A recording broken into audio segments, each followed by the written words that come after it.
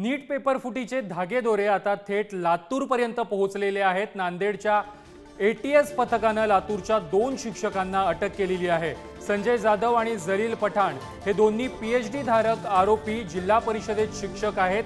ते शिक्षक असले तरी लातूरमध्ये खासगी क्लासेस घेतात। रात्री उशिरा एटीएसने छापेमारी करत या दोघांनाही अटक केली आहे।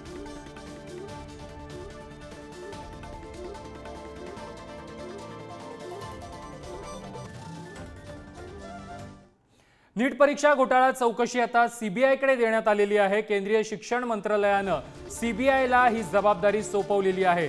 तर एनटीएचे महासंचालक सुबोध कुमार यांची उचलबांगडी करण्यात आलेली आहे। नीट आणि नेट वादामुळे केंद्र सरकारने ही कारवाई केलेली आहे।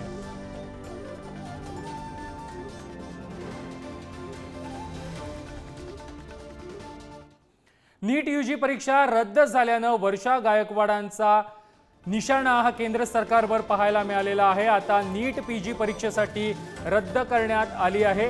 यावरूनच त्यांनी केंद्र सरकारवरती टीका केलेली आहे। देशातील तरुण वर्ग नीट परीक्षेला घेऊन रस्त्यावर उतरून आंदोलन करत आहे, असं देखील वर्षा गायकवाड म्हणाले। दरम्यान वर्षा गायकवाड यांनी नेमकं काय म्हटलंय आपण ग्राफिक्सच्या माध्यमातून पाहूया।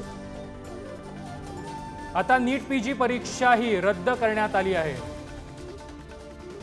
यापूर्वी यूजीसी नेट परीक्षा ही पेपर फुटीमुळे रद्द करण्यात आली होती। देशातील तरुण वर्ग नीट परीक्षेला घेऊन रस्त्यावर उतरून आंदोलन करत आहे। मोदी सरकार पेपर लीक सरकार बनलं आहे।